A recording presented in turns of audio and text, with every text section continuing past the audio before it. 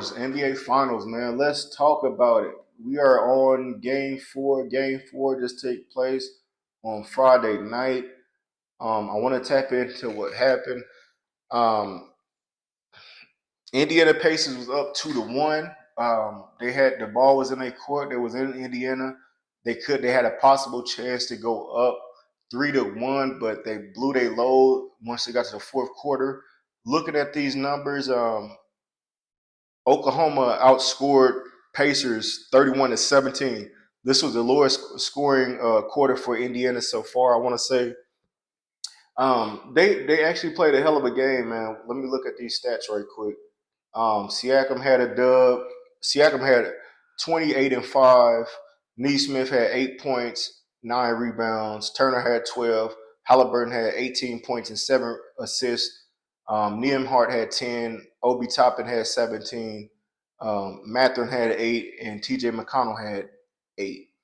Moving over to the Thunder side, Chet had 14 points and 15 rebounds. Jalen Williams, 27 points and 7 rebounds. Hardenstein had 6 rebounds, 2 points. God damn.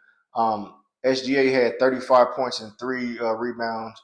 And Alex Caruso off the bench had 20 points and 3 rebounds. That was This game was going great for Indiana. Indiana went up 10 points. When it got to the fourth quarter, it started slowing down because Neesmith ended up getting fouled out. He was checking SGA at the time, I want to say. He ended up fouling out. And once he fouled out, Benedict Mathurin came in. Now, this was the guy that just went crazy, dropped 25 plus on them the other night for them to take that lead. But he got in the game. He was fouled. He had too many fouls. He went to the free throw line and he missed 4 free throws in a row. That put him back some. And SGA and company just kept on calling back in the game. The MVP of this game has to be Alex Caruso. Caruso was on everybody. He was guarding everybody from the 1 to the 5.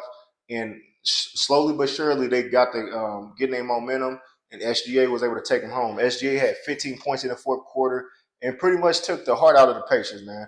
This was what I said on the last podcast was that I believe that if the Pacers had a chance at winning to go up 3-1, but they're going to have to get in the OKC in foul trouble, and Obi Toppin's going to have to get 15 plus, 10, 15 plus, which he did, and they're just gonna have to play lights out, man. They gotta play their best game.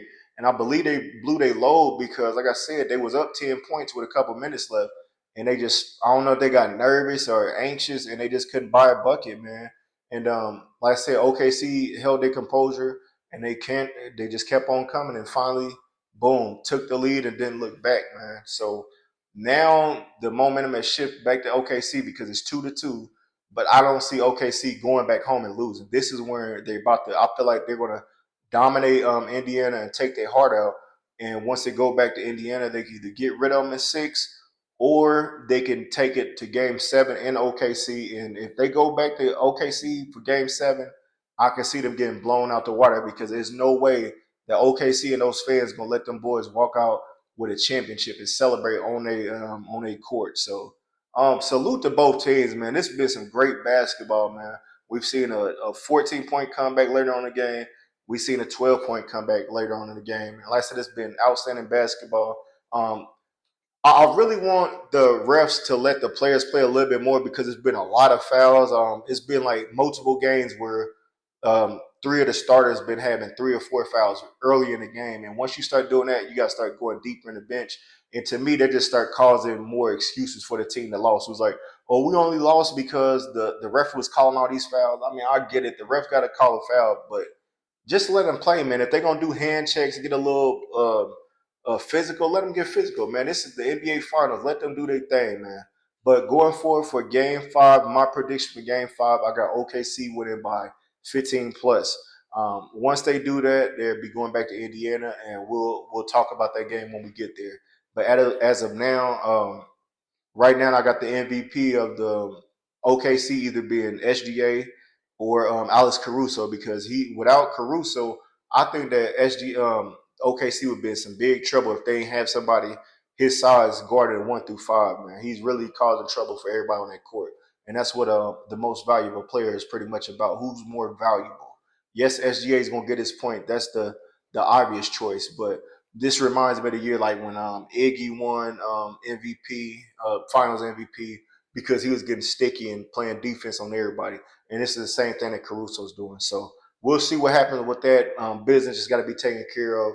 I got OKC for Game 5 by 15 plus points. Sorry for the Indiana Pacers, man. I feel like y'all blow y'all load. Nothing personal. I know I stay in Indiana. It's nothing personal. But like I said, I'm jump in the comments. Let me know what y'all think about your team right now. How you feeling going forward? That's all I got for the NBA. NBA Finals is on ABC. It will be on tomorrow night. Game 5 will be in Oklahoma City. Like, share, subscribe to the Mechee from the Midwest podcast for your latest NBA update.